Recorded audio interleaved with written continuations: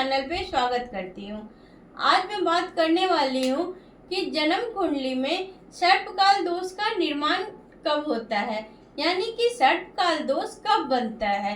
तो जब भी जन्म कुंडली में राहु और केतु के मध्य में सारे ग्रह हो जाते हैं, बैठ जाते हैं, तो कह सकते हैं कि सर्पकाल दोष बन रहा है।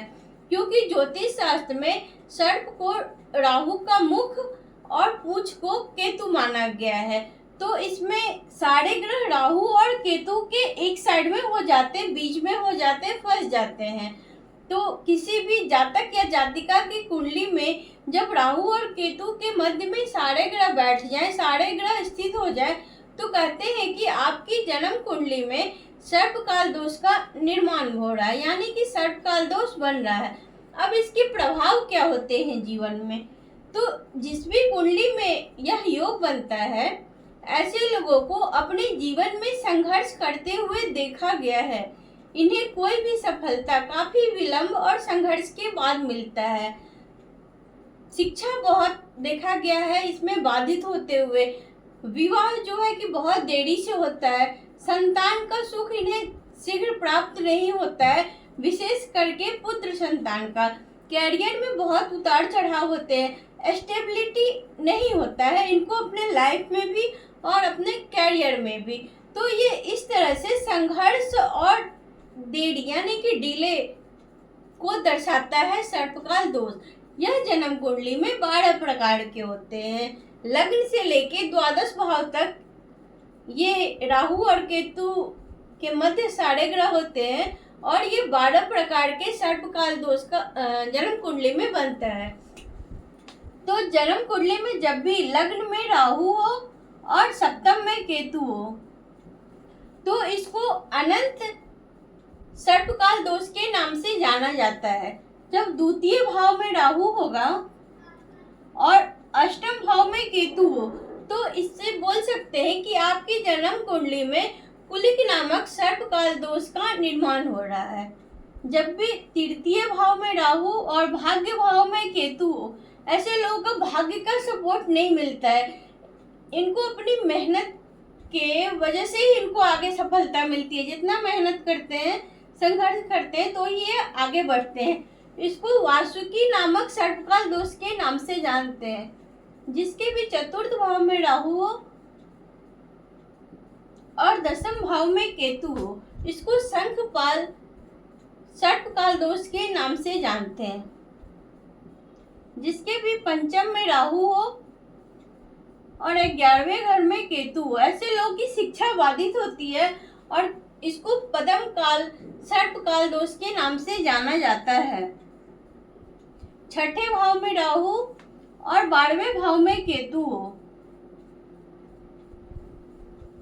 तो यह जो सर्पकाल दोष बनता है, यह महापदम सर्पकाल दोष बनता है।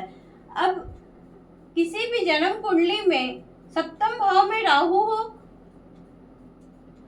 और लग्न में केतु हो, तो इसको तक्षक काल सर्पकाल दोष के नाम से जानते हैं। अगर किसी की जन्म कुंडली में द्वितीय भाव में केतु हो और अष्टम भाव में राहु हो, तो इसको कर्कपोटक सर्पकाल के दोष से जानते हैं। जिसकी भी जन्म कुंडली में तृतीय भाव में केतु और नवम भाव में राहु हो, तो इसको शंखचूर्ण सर्पकाल के दोष से के नाम से जानते हैं। किसी भी जन्म कुंडली में अगर केतु चतुर्थ भाव में हो और राहु दसम भाव में हो, तो ये घातक नामक सर्पकाल दोष का निर्माण करता है जन्म कुंडली में। किसी के भी पंचम भाव में केतु हो और एकादश भाव में राहु हो, तो यह विषधर नामक सर्पकाल दोष का निर्माण करता है। यदि किसी के जन्म कुंडली में छठे भाव में केतु और द्वादश भाव में राहु हो, तो शेष नाग सर्पकाल दोष का निर्माण होता है। तो इस तरह से जन्म कुंडली में 12 प्रकार के सर्पकाल दोष बनते हैं। अब इनके उपाय क्या होते हैं? तो जिस भी कुंडली में सर्पकाल दोष बन रहा हो, ऐसे लोगों को शनिवार के दिन उड़द की दाल और लोहे की धारदार सामान दान करना चाहिए, जैसे चाकू हो जाए, कैंची हो जाए। इस तरह के चीज़ों को जो है कि शनिवार के दिन दान करना है। इन्हें विशेष करके नाग नागिन का पूजा करवाना चाहिए। चांदी और तांबे का नाग नागिन का पूजा करवा के जल में प्रवाहित करना चाहिए। खास दिनों में नाग पंचमी हो गया, महाशिवरात्रि हो गया, सावन में हो गया, इन दिनों में इन्हें रुद्राभिषेक करवाना चाहिए। शिव जी पे रोज जल से अभिषेक करना चाहिए।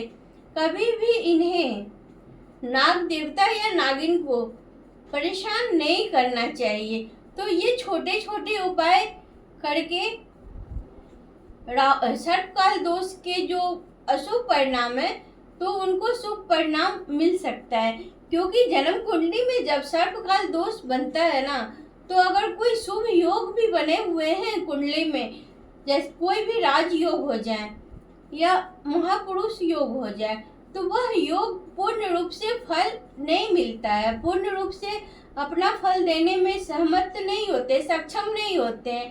तो इसलिए सर्पकाल दोष के उपाय करवाने चाहिए जिससे कि उनको लाभ हो। तो आप अपनी कुंडली में चेक करिए कि कहीं आपकी कुंडली में सर्पकाल दोष बन तो नहीं रहा है, या फिर किस भाव में बन रहा है।